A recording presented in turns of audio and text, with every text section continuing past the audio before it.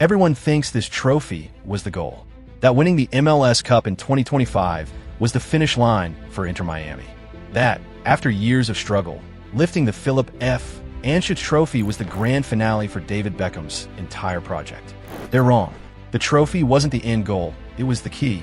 It was the final piece of validation needed for Inter Miami to stop being just a soccer team and start becoming what it was always designed to be, a billion-dollar global fashion brand. This is the story of how a team that barely existed a few years ago used a championship not as an end, but as a launchpad to sell a lifestyle from Asia to Europe, fundamentally changing the business of American soccer. To understand Inter Miami's billion-dollar ambition, you have to go back to a contract signed in 2007. When David Beckham joined the LA Galaxy, he wasn't just thinking about his next 5 years on the field. He was planning his second act. Buried in his contract was a clause that would become one of the smartest deals in sports history: the option to purchase a future MLS expansion team for just $25 million. To put that into perspective, by the time Inter Miami was officially a go, expansion fees were soaring. In 2023, San Diego paid a reported $500 million for their spot in the league. Beckham's foresight landed him an astronomical discount. But a cheap entry fee doesn't guarantee success. The early days were anything but glamorous. The project, officially announced in 2014, was immediately bogged down by challenges. Finding a stadium location in Miami turned into a protracted, multi-year saga of political battles and rejected sites, ranging from the Port of Miami to Overtown. Even the club's name became a source of contention. The moment they announced Club Internazionale de Football Miami, they were hit with a trademark dispute from one of Italy's most famous clubs, Inter Milan, over the use of the word Inter. When the team finally took the field in 2020, their performance was as rocky as their path to get there. They played in a temporary stadium in Fort Lauderdale, a world away from the Miami-centric brand they promised. The roster, a mix of journeymen and aging stars like Gonzalo Higuain and Blaise Matuidi, just couldn't find its footing.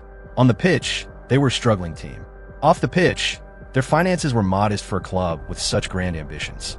According to club reports, Inter Miami's revenue in 2022 was estimated to be between $50 and $60 million, a respectable number for an MLS team back then, but a tiny fraction of what was coming. The club had a cool logo and a famous owner, but it was missing a true identity and, most importantly, global relevance. The foundation was there, but it was desperately missing a catalyst. And then, in the summer of 2023, the catalyst arrived. On June 7th, Lionel Messi, fresh off winning the World Cup and leaving Paris Saint-Germain, announced he was joining Inter Miami. This wasn't just a signing. It was a seismic event that shook the entire sports world. Messi reportedly turned down a jaw-dropping, near billion-dollar offer from Saudi Arabia to come to South Florida. So Messi is going to Miami, but how can they afford him? The World Cup winner turned down a staggering $2 billion from Saudi club Al Hilal. The question on everyone's mind was, why? And how could a struggling MLS club possibly afford the greatest player of all time? The answer lies in a deal as creative as Messi himself. This wasn't a simple paycheck. It was an innovative, multi-layered partnership that rewrote the rules for how superstars get paid. While his estimated annual compensation is pegged at around $50 to $60 million, the real genius was in the revenue-sharing agreements. According to widespread reports, Apple, the exclusive broadcaster for MLS, offered Messi a cut of new subscriptions to its MLS Season Pass streaming service. And Adidas, the league's apparel sponsor, reportedly offered him a share of profits from the inevitable explosion in merchandise sales. It was also widely speculated that the deal included an option for a future ownership stake in an MLS team after he retired, giving him a personal investment in the league's long-term growth. This wasn't just a contract to play. It was a contract to build. He wasn't just an employee. He was a partner. By weaving his pay directly into the growth of the league's key revenue streams, Inter Miami, MLS, Apple, and Adidas created a partnership where if one of them won, they all won. Messi wasn't just coming to play for a club. He was becoming the face and the engine of an entire ecosystem. The fuse had been lit. Messi's arrival wasn't gradual. It was instantaneous. The Messi Effect became a real, measurable phenomenon. Let's start with the basics. Before Messi, Inter Miami's average home attendance in 2022 was around 12,600. After his arrival, the dynamic completely flipped. Ticket prices on secondary markets, which once were manageable, suddenly saw some seats for big games soar past $1,000. Demand was so intense that for the 2024 season, the club reportedly raised season ticket prices significantly, in some cases nearly doubling them for certain sections, and still sold out its entire inventory. But the real explosion happened online. Inter Miami's Instagram account, which had a respectable 1 million followers pre-Messi, ballooned to over 15 million in the weeks after his announcement. Suddenly, the club had more followers than every single team in the NFL, MLB, and NHL, making it one of the most followed sports teams in the United States. It became a global digital brand overnight. And then there was the merch. The pink number 10 jersey became an instant global icon. The e-commerce retailer Fanatics reported that in the first 24 hours after Messi's signing was confirmed, his jersey outsold any other player changing teams in any sport ever. That sales spike surpassed the transfers of other global icons like Cristiano Ronaldo to Manchester United and Tom Brady to the Tampa Bay Buccaneers. It was reported that the Messi Inter Miami jersey became one of the best-selling soccer jerseys on the planet, with back orders stretching for months. It wasn't just sportswear anymore. It was a fashion statement. People from Buenos Aires to Tokyo wanted to be seen in that iconic pink. This proved Inter Miami was no longer just for its local fans. It was now dressing a global one. The club wasn't just a team, it was a cultural phenomenon. This explosion was just the beginning of the financial transformation. The numbers behind Inter Miami's growth are genuinely staggering, and they reveal the master plan at the heart of this project. If you're finding this analysis of sports and business fascinating, make sure to hit that subscribe button. We break down the money and strategy behind the world's biggest teams and trends, and you won't want to miss what's coming next. The tidal wave of the Messi Effect translated into a financial tsunami. The club's revenue went from steady to explosive.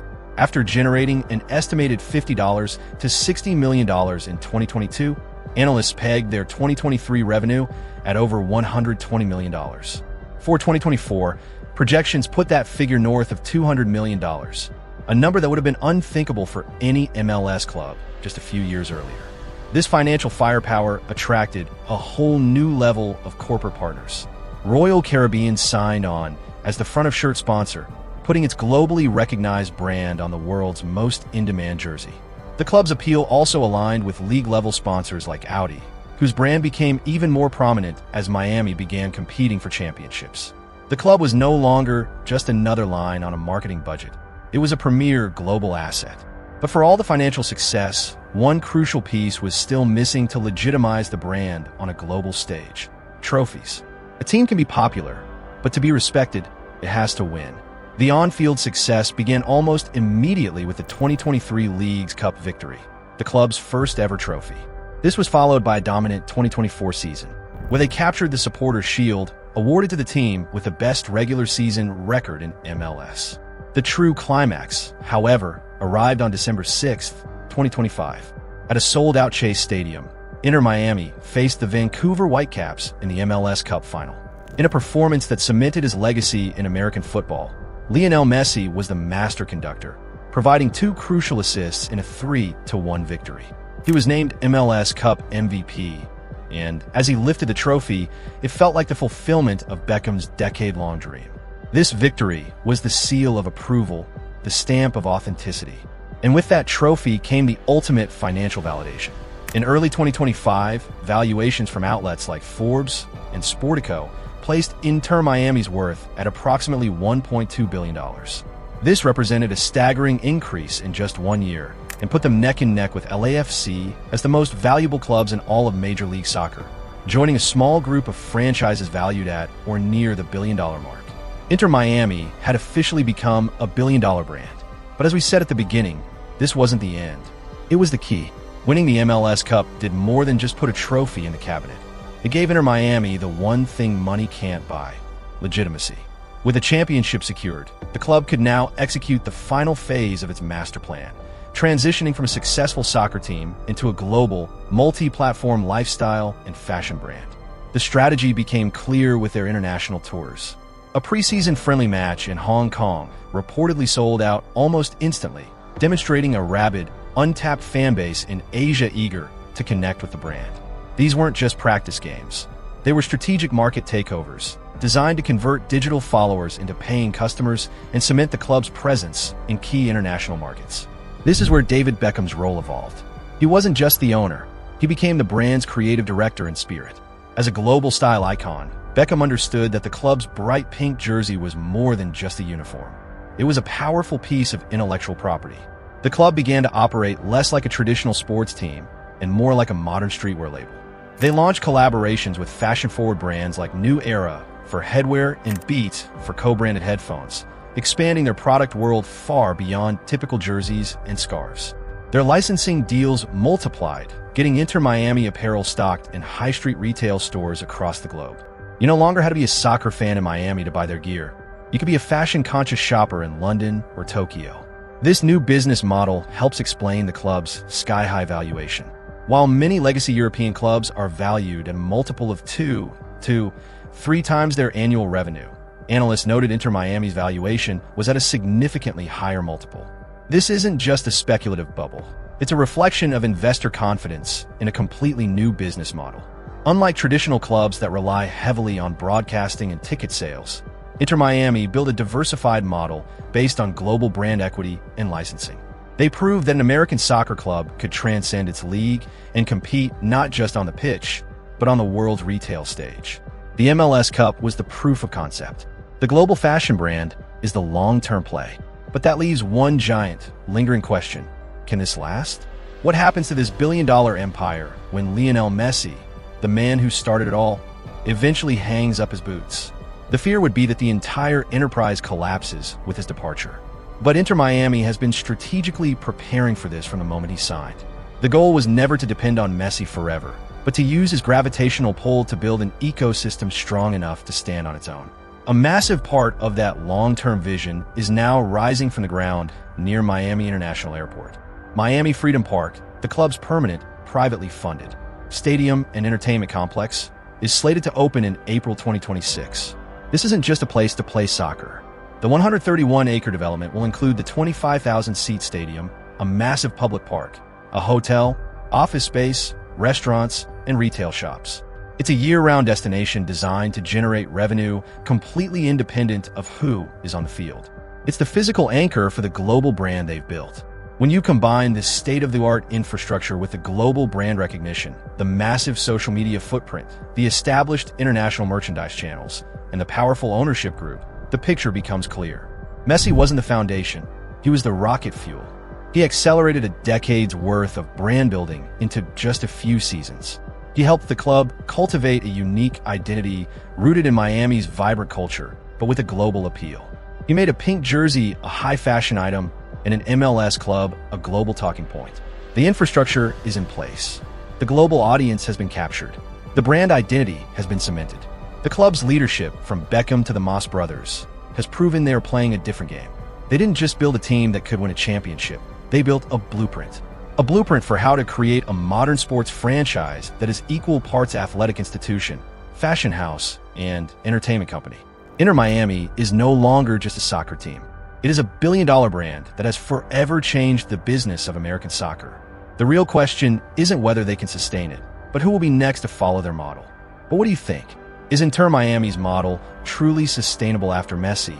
Or is this a bubble waiting to pop? Let us know your thoughts in the comments below. And if you want more deep dives into the business of sports, don't forget to subscribe and turn on notifications so you never miss a video.